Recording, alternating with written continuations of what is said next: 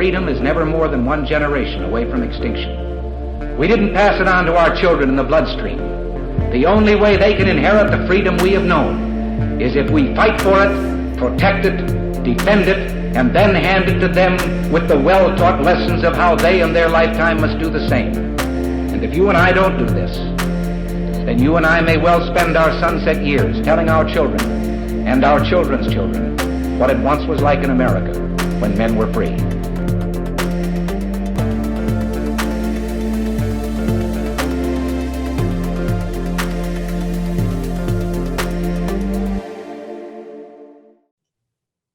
Hey everybody, welcome to episode number 267 of Gun Freedom Radio, where we engage, we educate, and we inform. We are brought to you by azfirearms.com, your nationwide hometown gun shop. I am one of your hosts, Cheryl Todd. And I'm the other guy, Dan. Our theme today is Virtual 2020 Second Amendment DC Rally. And our guest is Bree Michael Warner. Bree is the owner and lead firearms instructor of TactiGal Incorporated in New York. Inspired to turn pain into purpose after the passing of her first husband. Her pro-God, pro-gun brand strives to embolden women in building a foundation of both spiritual and physical preparedness. In addition to her training company, TactiGal, she continues to be a rare conservative voice in Hollywood with her work in the television and film industry while simultaneously serving her community as part-time law enforcement officer. Welcome to the show, Miss Bree. Thank you. I know that's quite a mouthful. You are very diametrically opposed. Yes, you're a woman of many hats. And my goodness. So let's just kind of dive in here. How does a person make this transition from, Hollywood, which we kind of know nowadays as being, very left leaning and, shame for anybody that owns guns, unless they're making money on film, using one incorrectly, usually, right? Yes. Wow, you have an opinion, don't you? All the way to fingers on those triggers. Yes. Oh my gosh. All the way to becoming a Second Amendment advocate. So yeah, it's, it was a very circuitous sort of route. And if you would have asked me even 10 years ago, I would have never guessed that this was sort of the trajectory. I didn't grow up around guns. Yes, I worked in Hollywood and ironically, I was actually playing a lot of the roles that I would play were law enforcement, usually a lot of detectives, things like that. So I was sort of dealing in that realm, but by no means doing it professionally. I was always in the sort of pretend world of Hollywood. But back in 2013, I was previously married and my first husband had passed away very suddenly. And I have to say, when that happened, my whole world shifted, literally. I mean, not only personally and going through, being such a young widow and living in New York City on my own. But what I was realizing is how vulnerable that left me. And I suddenly kind of looked at my life in a very different perspective. Here I had everything sort of going. I mean, I was very happily married. I had a pretty nice career happening. And then suddenly the rug got swept from beneath me. And so what it did is it actually started getting to me to look at what did I want that next chapter to look like? I kind of felt like, to be honest, that a lot of what I was doing in Hollywood, although it was fun and I enjoyed it and I'm very grateful for it, it's also a very self-serving profession. And for me, it no longer satisfied this sort of need to want to do more with my life. And so honestly, I from the moment that happened, I started looking of ways of how can I change my story? How can I turn this into something of purpose? Turning all this pain into purpose is sort of the theme of my life, so to speak. And that led me into becoming more involved in firearms. I was introduced to them as a means to be able to protect myself now that, especially that I was alone and I was living in New York City. And then I loved it. And then the more I trained, the more passionate I became about it. And then that actually led me to want to start my own company. And my company, TactiGal Inc, does focus on training women specifically. I find that women, they learn in a different manner. The environments that they're more comfortable in is very different than some of the more conventional classes. So I kind of wanted to create an environment where they felt very safe and supported and learned to be confident in themselves. So from that point, honestly, then the next indicated step was, well, you know what? I've been playing detectives on TV. And it's something that I've always been very interested in. And I thought, you know what, that's a way that I can give back. And so I sort of took that giant leap into law enforcement. So everything kind of bridged together. And quite frankly, I still do work in Hollywood. I still kind of vacillate between the two worlds. So it's been a really fun, interesting, and unexpected journey for sure. That's awesome. It really is. And, there is so much that goes into training for, as a civilian, right? To be a Absolutely. concealed carry holder or just a gun owner in your home or whatever. And then there's another kind of training that comes into how law enforcement interacts with the tools themselves and the public in general. So you are very well-rounded and prepared for any of those roles. Was there, this is totally off script, but was there an arc that you went through, a learning arc where maybe you didn't get good training on camera and then you started to realize in real life, oh my gosh, that stuff that I've already been filmed doing is not okay? Yes. So there was a lot of bad training, like you said, or lack thereof. It was literally, here's the actor, here's the prop master, here's your firearm. They do a brief safety check and they put it in your hand. And sometimes you get no training. It's just sort of like you emulate what you've previously seen on other television and film, which is usually bad habits. But I will say, I do have one quick story. I was doing a movie years ago, and they had on the set, they had a prop gun. Now, a prop gun meaning that what they did is they actually took a real firing gun. Now, they did not remove the firing pin, and that's a really specific point that I want to make, because they had just kind of after the fact plugged the barrel. That sort of made it now a prop gun in their mind. The problem is that they wanted the talent, being myself, to load a magazine with actual live rounds in it, because they wanted that shot of the live rounds going into the gun. And I knew something was wrong. I was like, this is not this. At the time, I didn't know anything really about firearms, but I knew that that wasn't correct. And we had a baby on set. There was so many things that could have gone wrong in that situation.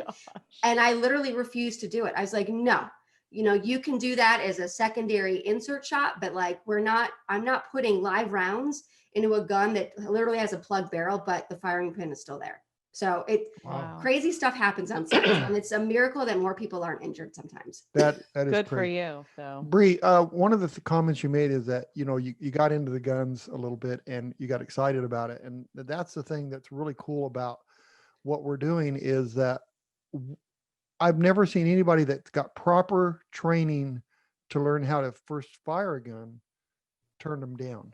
Everybody loves it if they're trained right at the start. If they're introducing new people to guns at the start, and instead of just saying, here, shoot this big gun and don't give them any training. So people, it's a fun and it's awesome sport, isn't it?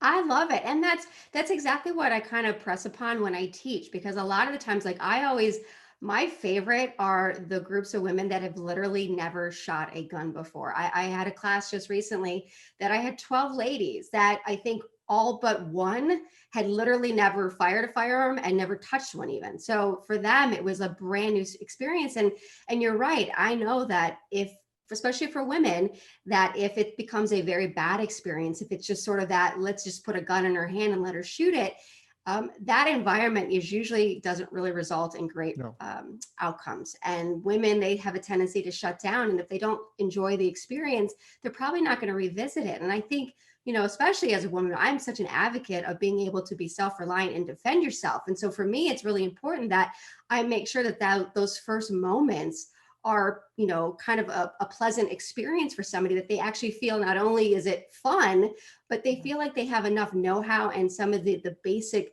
essentials to be safe while doing it. And I think that's a big key, difference between just teaching somebody and then just handing them a firearm.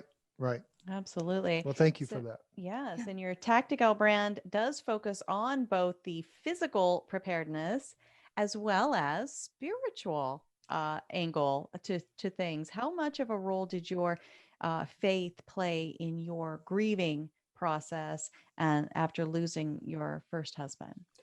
It was huge. I honestly cannot say that if I didn't have faith, I don't really know how I would have managed through it.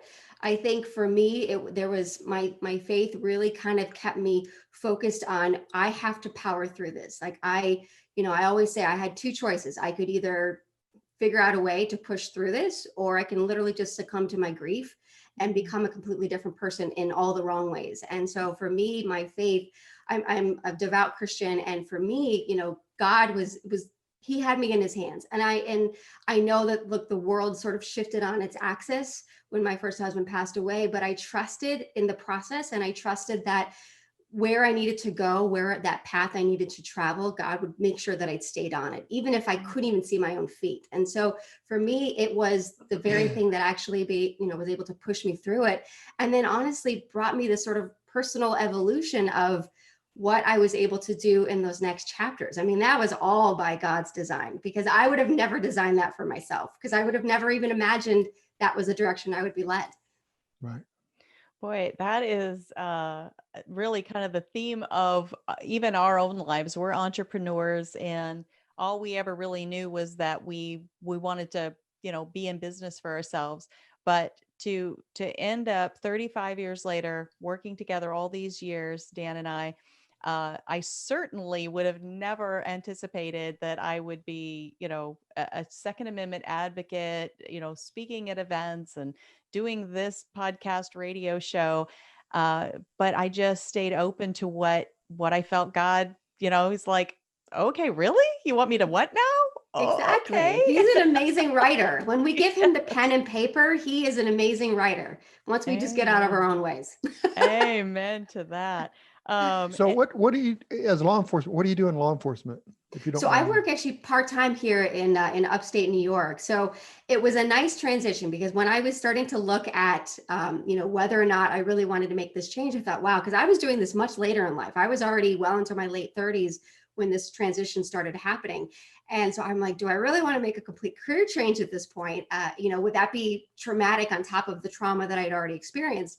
And I found an opportunity with the department to work part-time as a deputy sheriff. And I was like, that's perfect, because it still allows me sort of the leeway to work in Hollywood, because I do still love it. And honestly, I like being that alternative voice in Hollywood. I feel like I need to stay there to kind of help share a different perspective and a different story. But at the same time, it allows me to work part-time in law enforcement and still kind of be that sheepdog, because I got into it because I did want my life to sort of, feel like it had more meaning to it, that it wasn't so self-serving. And so for me, that was a great way to balance two worlds.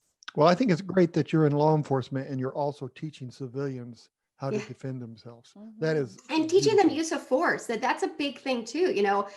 That's a big component that a lot of folks who are concealed carry holders don't necessarily always understand the law that surrounds that use of force. And I think it's really important for them to be educated in that too, so that they know their boundaries and they know that they do have this ability, but there's certain steps and certain things that you have to be mindful of. That you can't just go out and do whatever you want. That's not how it goes. And a lot of people don't really know that sometimes. Right. That's true. That is so true. So I want to talk about some other hat that you wear with your multiple hats. There's more? Yes. But wait, there's more. There's more. I'm like a shamu. Yeah. What's the little, like, the cloth? Yes. I don't even know, but yes, Shamu, one of those. You are an ambassador for Turning Point USA and the Falkirk Center. I think there's probably maybe more people that are familiar now with the TP USA, Turning Point, and Charlie Kirk and all of that, but maybe fewer that are familiar with the Falkirk Center. So just kind of walk us through both of those ambassadorships. Sure. Well, those, again, were just such a blessing, because, I think, when you're in the 2A community, it's really important that you be bold in your sort of your viewpoints, because I think more people do need to speak up and speak up in a platform that, can kind of gain a larger audience. And so I was introduced to the folks over at Turning Point by a mutual friend who was already working as an ambassador. My friend, Amy Robbins, she owns Alexo Athletica, a really amazing girl. And so she was kind enough to sort of forward my information to them. And then I came on board. And so for me, Turning Point was a great opportunity because what it was doing was helping to share conservative values to college age students across the country. And I think now they also do some of the teens, so more like high school into college. And I think back, I'm like, wow, I wish I had this when I was in college, because I was sort of the oddball conservative. I went to school at USC in Southern California. And I can guarantee you that I was sort of an anomaly. There wasn't many conservatives on campus, I would say. And so for me, I was like, wow, this is a great opportunity to help talk to young people and encourage them to be, bold in their convictions and not to shy away from it. Know that, yes, you might lose a few friends and maybe coworkers in the fallout of that when you're more open about who you are. But at the same time, what you'll gain is tenfold. And so I think it's great to be able to get a little bit more into the political arena with Turning Point. And then the Falkirk Center sort of came as a it was like a sister sort of program where it was more faith-based. So it was still, dealing with politics, but now the focus is really on speaking to young adults about faith. And again, being bold about that. And I feel like, once again, when I was in school, when I was that age, most of my friends didn't talk about their religious convictions. That was something that you kept very close to the heart. Like you were sort of maybe, I don't know, a little embarrassed. It was just awkward. It was sort of this taboo thing to talk about. And I love that the Falkirk Center, what it does, it's from Liberty University. That's where it started. And it really is about sharing the message of faith and how do we further the kingdom of God, and doing it with all of the young people out there, because I feel like the world is so rapidly changing that we need to be able to speak to these young folks and really get them on board to be solid in their faith, be solid in their political convictions, in their conservative values, and be forthright about it and go into the world and really kind of continue that fight that most of us have already started, and then just continue it on. Oh, I couldn't agree with you more. I feel more than ever in my life that we are definitely experiencing a spiritual battle.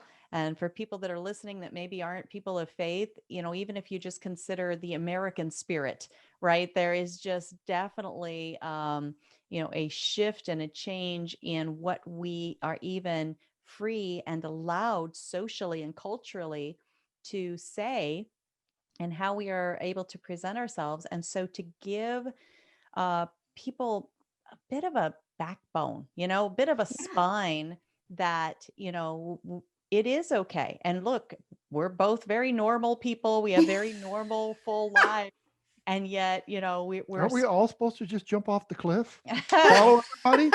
Come on. So you survived to college in California with those thoughts?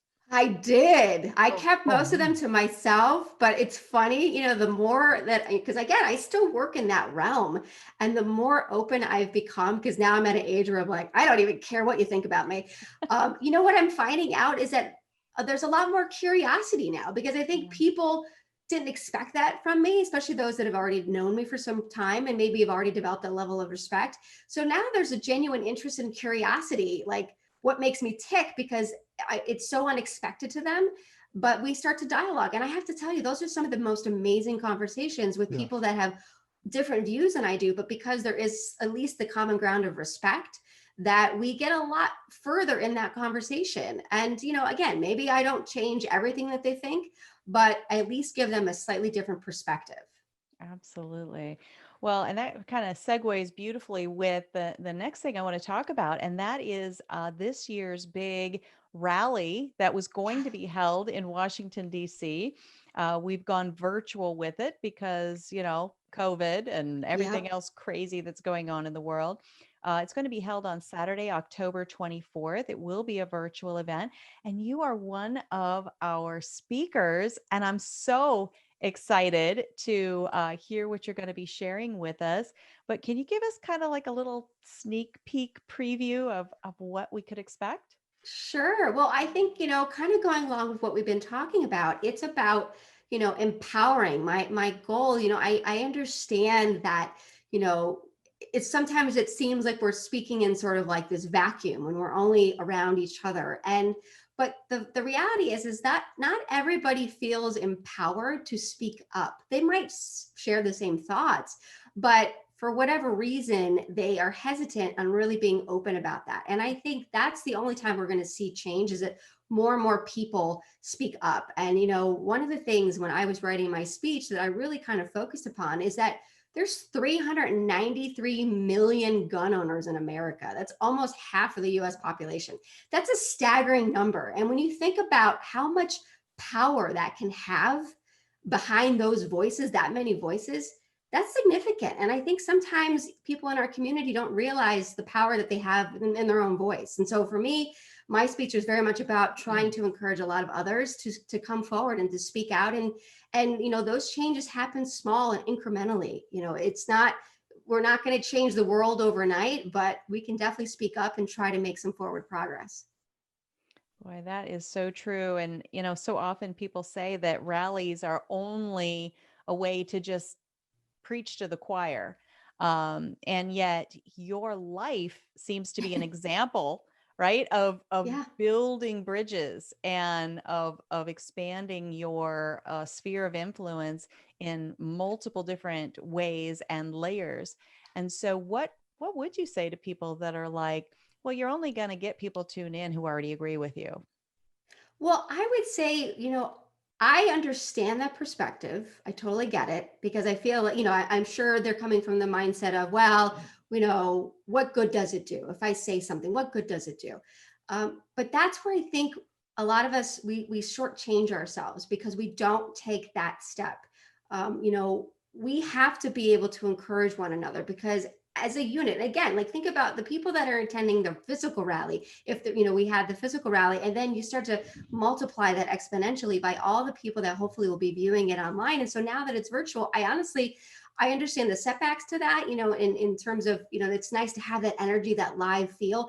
But at the same time, I do feel like that sphere of influence is so much more broad now because we are going virtual.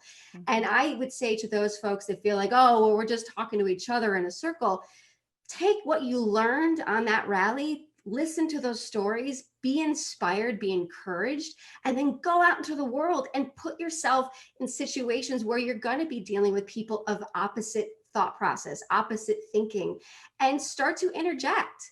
Start to become more outspoken, be your own advocate in your own life because each of us has a story to tell.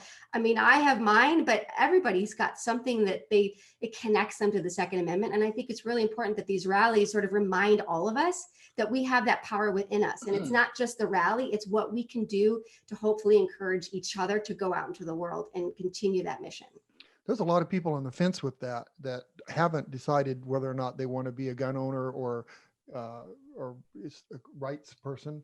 And so we just have to be courteous and talk with an open mind and listen to them too, right? Yeah, absolutely. And I think what I'm seeing is I'm actually getting, because I don't, I'm open about who I am, but I'm not apologetic, but I don't force it on somebody else. But what I've noticed now, because the world is changing and they are seeing this, is that I'm having a lot more inquiries with people that are not gun people. These are folks that are very typically politically very left-leaning, and they're now, they're concerned for the safety of themselves and their families, and they're actually reaching out and they're becoming more interested in guns and how to get training, how to learn about the laws. And I find that's huge. And it's a small inquiry that in their mind, maybe not is that big of a deal, but for the rest of us in the 2A community, that's amazing. The fact that we're actually getting people that haven't really thought about it until now come to us. I'm like, this is great. This is like perfect opportunity for me to help, educate them and get them excited and get them to understand, the best thing that I've discovered so far is when I've had those inquiries, people realize how difficult it is to get a firearm. They just think that they decide they want to do this and then they're going to go to the store and go pick it up and go home and that's that. And they don't understand that there's a process to be had. And especially right now in the middle of COVID, it's very difficult to get inventory. It's very difficult to get ammo. The process isn't just show up at your store and go pick it up. Many states do have certain restrictions, especially in New York. There's a lot of hoops you got to jump through. So it's a very educating experience for them to have to go through it. And I'm actually really happy about that. I'm grateful. Now, there's been, with the COVID thing, there's been 5 million new gun owners. And we have AZ Firearms in Avondale, Arizona. And we have a lot of new people that came in to buy guns. And they were shocked that, I have to wait to see if I clear. And then, so it's really good. And But the cool thing about that, I think, is that if these people will get training, which we really encourage, they start to like guns and they feel that, well, maybe I should change the way I vote because there's a threat here. There's a threat on protecting my life. And that's where I think that it could be the little silent giant that comes and pops out on November for the election. Third, So, yeah, yeah. for Yeah, sure. Hopefully. absolutely. But again, training, right? Yes, it's imperative, you know, and it's not, I always say it's not enough to just do a basic safety class. A lot of the times, you know, depending, you know, unfortunately there's, you know, it's like anything, there's great instructors and then there's instructors that just sort of go through the motions. And I do think that a lot of times people just think, oh, I just did a basic safety class, you know, to get my permit or just, you know, just to get the gun and I'm good. And it's like, no, not really. I mean, I understand that it's financially can be sort of burdensome for some, you know, to get training because it can be costly. But it's one of those things where I'm always an advocate, like, don't go crazy on getting a slicked, you know, kind of blinged out gun. Get a gun that's reliable and get good training. That's where you want to spend your money more than anything else. Right. Boy, absolutely. And here in Arizona, we don't even have to have a concealed carry license in order to conceal, you know, to carry concealed. Yet, I would say the vast majority of people get the training anyway. And so I think that's a huge testament to the fact that, you know, responsibly armed citizens are actually more than law abiding, and that we set such a good example. And for all of these 5 million brand new gun owners to start to understand who we are from the inside out, I think that this is such a beautiful moment in time, and an honor for anyone, for us to be able to speak, you know, if they come to us for information. I love that you see that, you know, as a position of honor, that you're able to represent our community well, and to sort of foster people in to their comfort level, not pushing anybody. But that's so beautiful, and I'm so thankful to know you, and I appreciate the work that you're doing. Oh, thank you so much. It has been such a blessing. And like I said, never would have expected it, but wouldn't change a thing. Absolutely. Can you just tell folks as we start wrapping up how they can follow No, all of the work? wait. What did we miss? And there's more. If you'd like to get more information, Oh, he wants to do it like an infomercial. Oh, yes. For more information. I need like my 800 number on the bottom. right? Yes. So That's how great. how can people get a hold of you? Sure. I'm definitely, I'm on social media. So on Instagram, I'm TactiGal NYC. So with a G. I'm also on Facebook. I've got a Facebook page also under TactiGal. And then I actually have a website. I'm a diehard. I love having good websites. They've got all listings for training and information and blogs and whatnot. So that would be TactiGalInc.com. So any of those ways. And I always welcome people. Please, if you've got questions, message me. You know, you can send me an email through the website or direct message me on Instagram. And I'm always happy to help. Fantastic. Awesome. Thank you so much for all you do. Can't wait to hear your speech on Saturday, October 24th at the Big 2A virtual rally.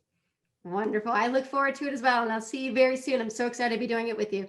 Thanks, Awesome. Bree. Thank you. Bye-bye, Miss Bree. Bye-bye. All right. My goodness. She has some energy. Awesome. Yes. I can't. She does about everything. She does. And I think that she is setting an amazing example through her work with Turning Point USA and the Falkirk Center. How would you like to be, you know, in school, the young person in school, and very few of the people believe in what you believe in, and if you know, you're kind of getting bullied, aren't you? If you try to speak about how you want to, you know, your rights and stuff. It seems like that's where we are. And that's part of that spiritual battle. I think that, you know, people are trying to figure out, you know, how the people that we might think are bullying, how can they hold to their principles and then respect and honor that other people maybe have different thoughts and ideas. Right. I don't know where we stopped learning that. No, we're stupid if we don't agree with them now. I mean, you're different. They call you names. They do things, and they actually let you go. I mean, they don't even involve you in projects, whatever.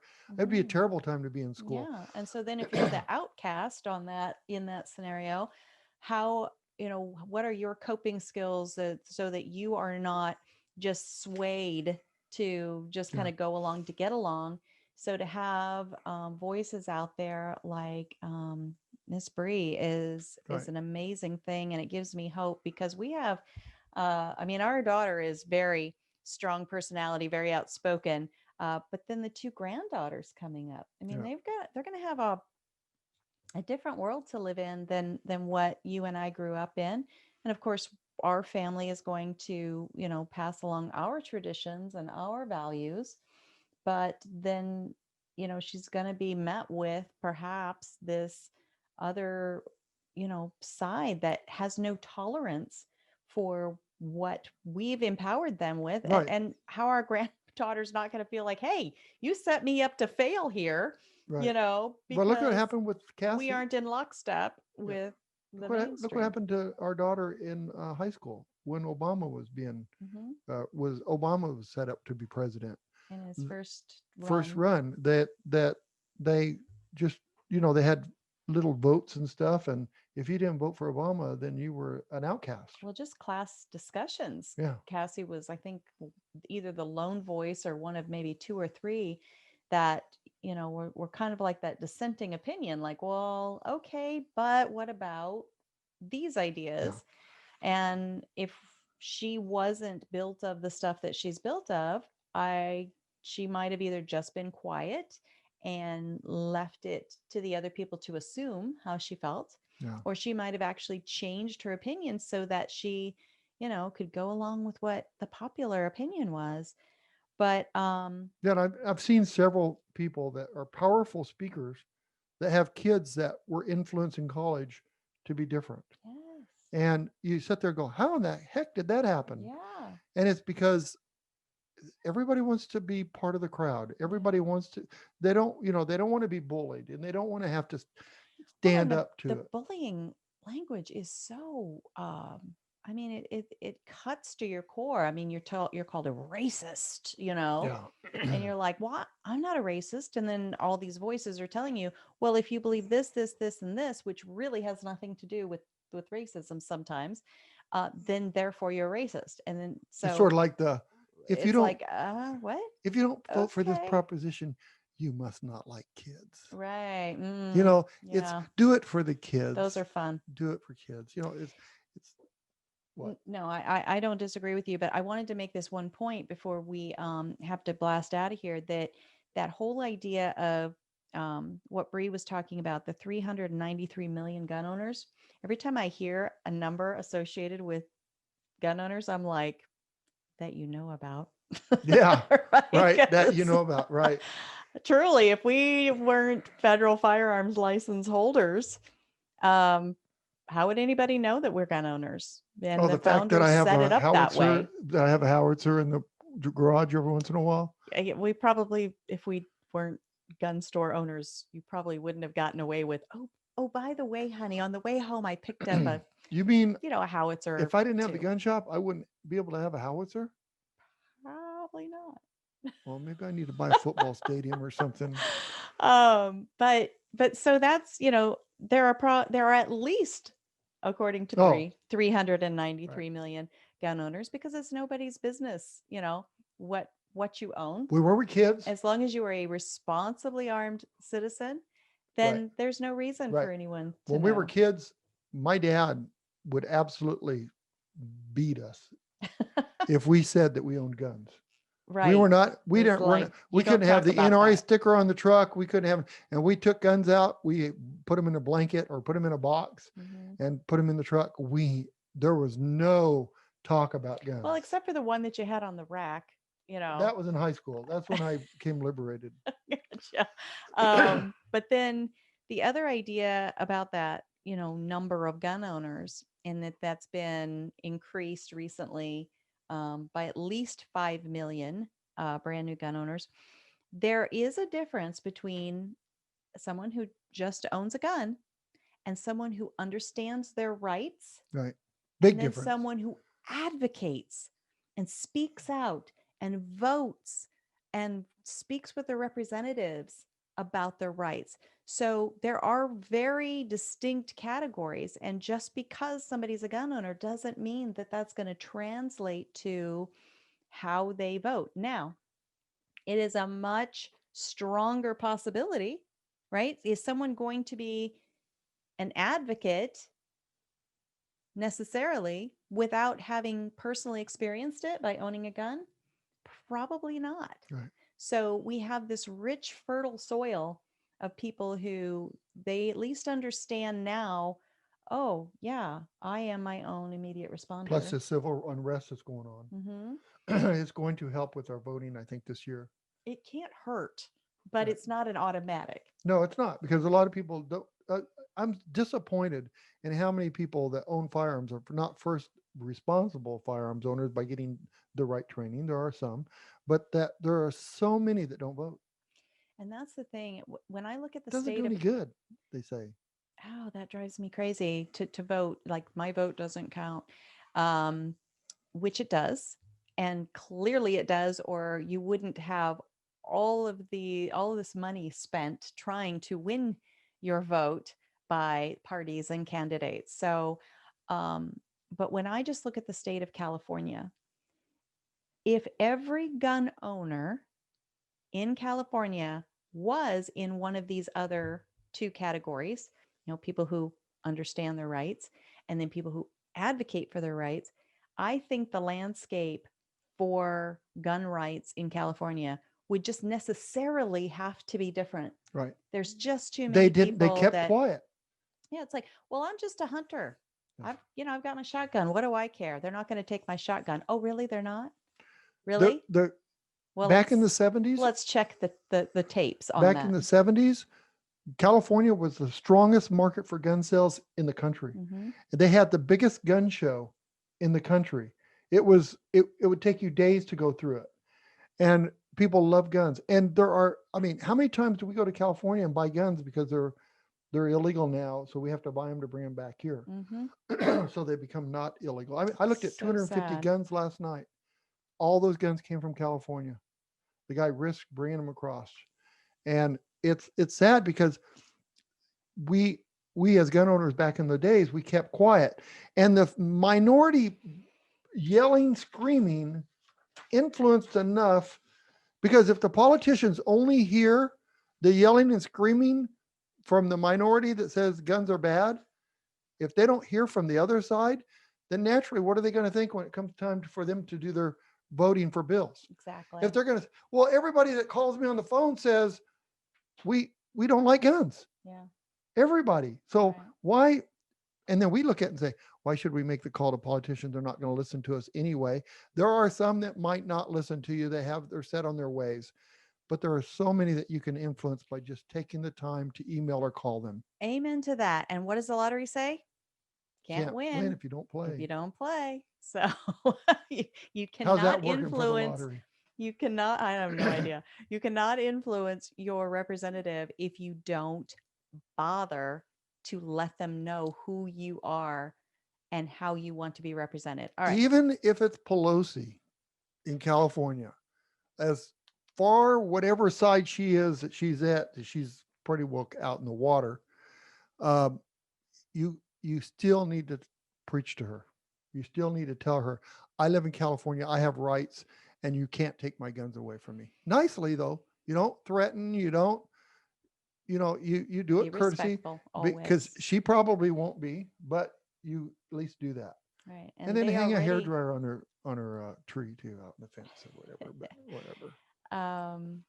The people that know that they disagree with you, they've already put you in a category of, the angry gun owner or the angry conservative. We don't want to be angry or something like that. And so if you prove them right with your behavior, then you're making their point for them, and it's easy to discount you and discount your voice and whoever else your voice represents in their mind.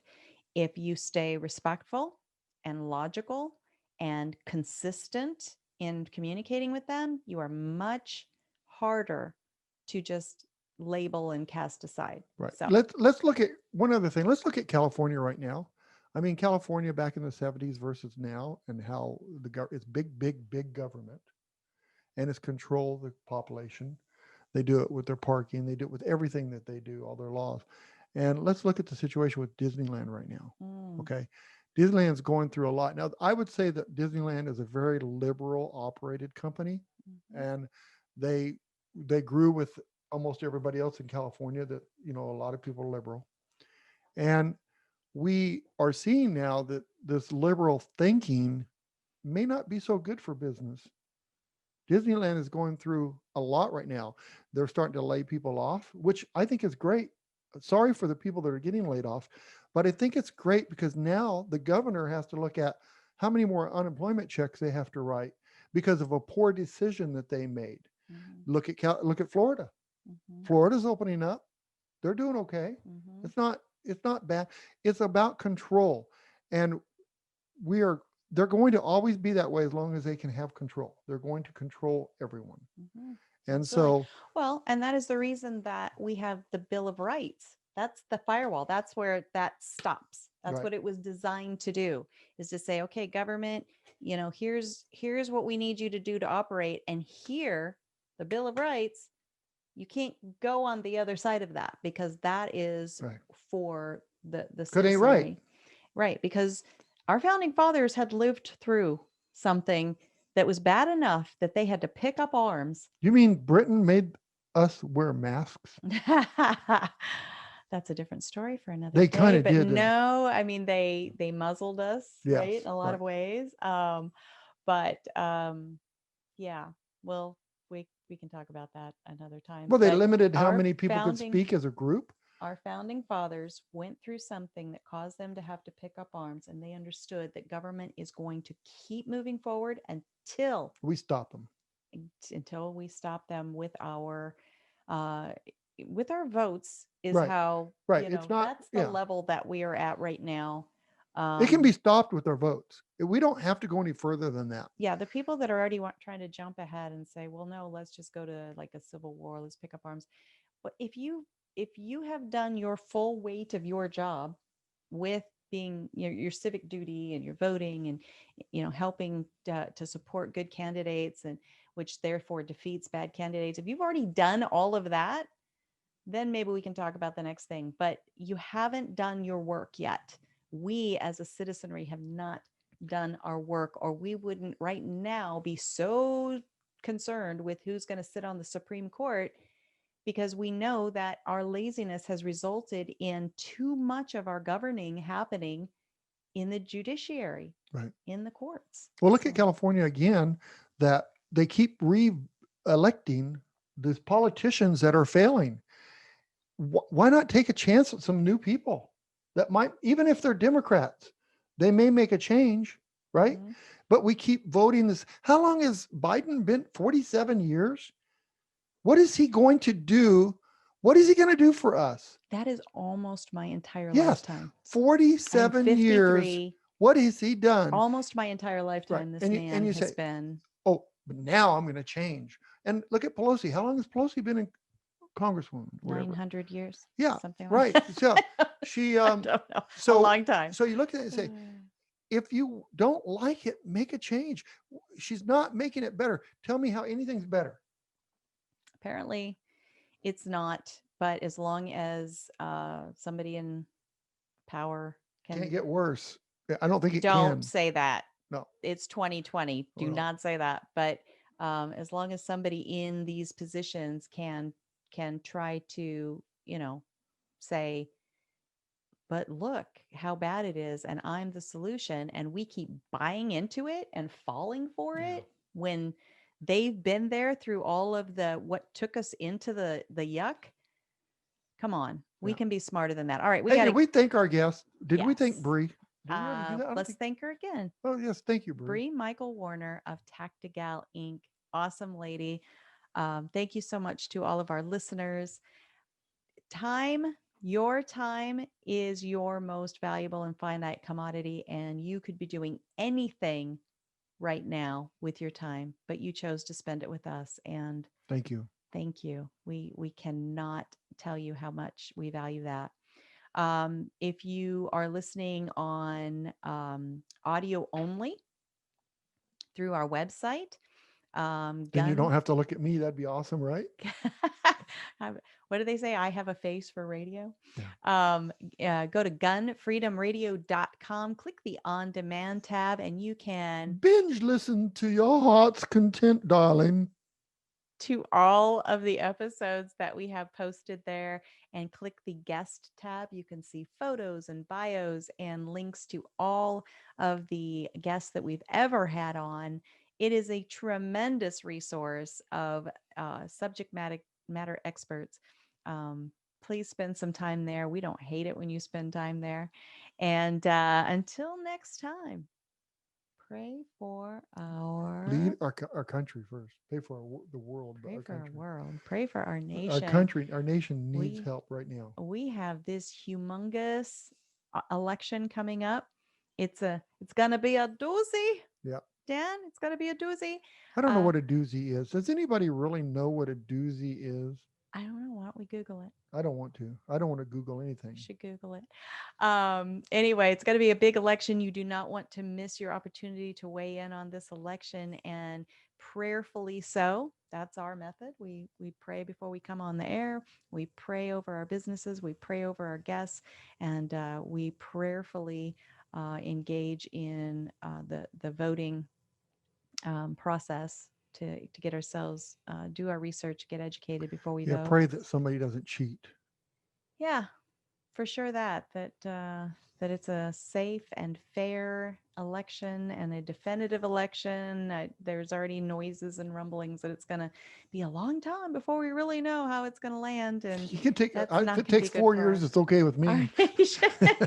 Well, no, I don't know. No, don't necessarily say that because anyway. Right. We might. Yeah. No. I was just kidding there. All right. Yeah, pray for our nation, pray for our leaders, pray for our representatives, all of them, Every single one. even the ones you don't like, Dan, Yep. Maybe. especially the ones you don't like. Be good to each other. Have a great week, and God bless.